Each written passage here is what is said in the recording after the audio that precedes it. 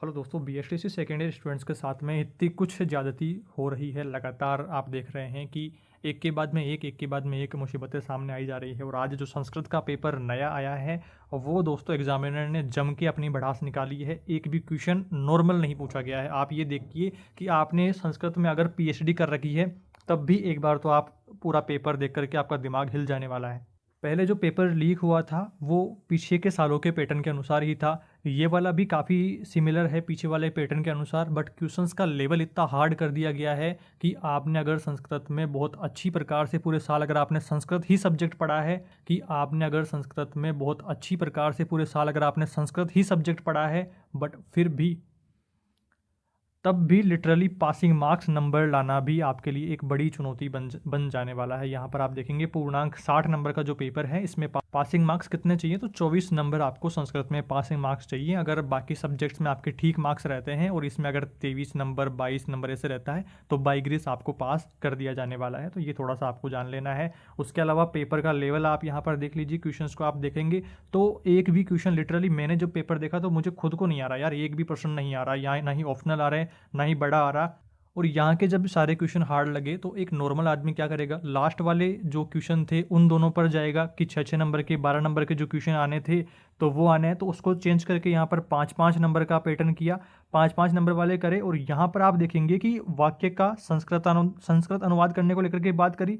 रेखांकित पद में संस्कृत की कौन सी विभक्ति यहाँ पर प्रयोग में लाई गई है वो भी लिटरली पूछी है यहाँ पर। तो बहुत ज़्यादा हार्ड इसको कर दिया है। पहली बात तो इसका संस्कृत अनुवाद करने में ही नहीं आ रहा है। आप देखेंगे धनिक निर्धन के साथ में गाँव गए, पैर से दिव्यांग अब्दुल अच्छा नाचता है, विकास चलती हुई मोटरसाइकिल से गिर गया। अरे भाई, आपका विकास अगर मोटरसाइकिल से गिर गया तो उसको हॉस्पिटल लेके जाओ यार, हम क्या करें। कोई सिंपल सा आपको पूछना चाहिए था कि नॉर्मल अगर कोई कमज़ोर विद्यार्थी है तो वो भी पास हो जाए, थोड़ा सा मिडल अगर एवरेज स्टूडेंट है वो भी पास हुए, और अगर प्रतिभावान ऐसे मतलब आईक्यू लेवल अच्छा वाला है तो वो भी पास। मतलब एक ठीक प्रकार का जो पीछे पैटर्न आ रहे थे सभी पेपर्स में वही एक पैटर्न रखना चाहिए था। इतना हार्ड पैटर्न ले जाने की आवश्यकता नहीं थी, क्योंकि बीएसटीसी यार नॉर्मल सी एक एग्जाम है जिसमें इतना भयंकर तरीके से आपने पेपर को पूरी भड़ास निकालते हुए बनाया है। और ये जो लास्ट वाला क्वेश्चन जिसमें हिंदी अनुवाद करने को लेकर के बात होती है तो यहाँ पर इसको चेंज करके क्या कहा है कि रेखांकित पद में त्रुटि आपको निकालनी है, त्रुटि का संशोधन करके दोबारा से पुनर्लेखन करना है,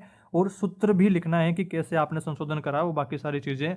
तो भयंकर तरीके से मामला सारा है। पहली बात तो नॉर्मल जो संस्कृत से हिंदी अनुवाद था वही नहीं समझ में आ रहा है, सेंटेंस कहना क्या चाहता है वही नहीं पता है, तो त्रुटि कहाँ से निकालेंगे। संस्कृत हमें आती नहीं यार, बेसिक संस्कृत आती है। हमारे पास में ऑप्शंस रहते हैं। संस्कृत वाली जो लैंग्वेज है, आपने तीसरी लैंग्वेज 7वें पेपर में तो उसमें 4-5 लैंग्वेज लेने का ऑप्शन रहता है। अब गिनी चुनी लैंग्वेज एक संस्कृत ही अधिकतर स्टूडेंट्स ने लिया है, बट यहाँ पर भी भयंकर सीन हो गया है। बट अब क्या करना है उसके बारे में अपन बात करते हैं। काफ़ी कमेंट्स ऐसे भी आ रहे हैं कि आप इसका सॉल्यूशन करवाइए, अलग अलग हमें पता चले कि हमने कितना ठीक कर दिया है। पासिंग मार्क्स जो 24 नंबर चाहिए क्या हमारे आ रहे हैं, वो नहीं आ रहे। तो मेरा आपको एक जो बेटर सजेशन अब इस सिचुएशन में अपने को एक बेटर जो डिसीजन लेना है वो ये है कि हम इसके सॉल्यूशन पर बात नहीं करेंगे। क्यों नहीं करेंगे, क्योंकि 20 दिन बाद में आपकी रीट एग्ज़ाम आ गई है। कल वाली जो आपकी एग्ज़ाम है 9th पेपर की, तो उसकी प्रिपरेशन आप करिए। इसके ऊपर डिस्कशन करके अपने को अपना टाइम वेस्ट नहीं करना है। जो हो गया था वो हो गया। अब इसको अगर अपन डिस्कशन भी करेंगे, अलग अलग चीज़ें इसके ऊपर सोचेंगे तो हम इसको चेंज नहीं कर सकते हैं। पेपर जो होना था हो गया। आप यहाँ देखिए कि आपका जो टाइम टेबल नया आया था उसको लेकर के हमने जो सूचना दी थी उसके जस्ट बाद में एक वीडियो बना करके आपके डाउट्स को दूर करते हुए बताया था कि पेपर नया यहाँ पर बनने वाला है। जिस तरह से पेपर लीक को लेकर के सभी को पता चल गया था, डिपार्टमेंट को भी, और न्यूज़पेपर्स में भी अलग अलग अपडेट्स आ गई थी कि सभी पेपर्स जो हैं वो लीक देखने को मिले थे।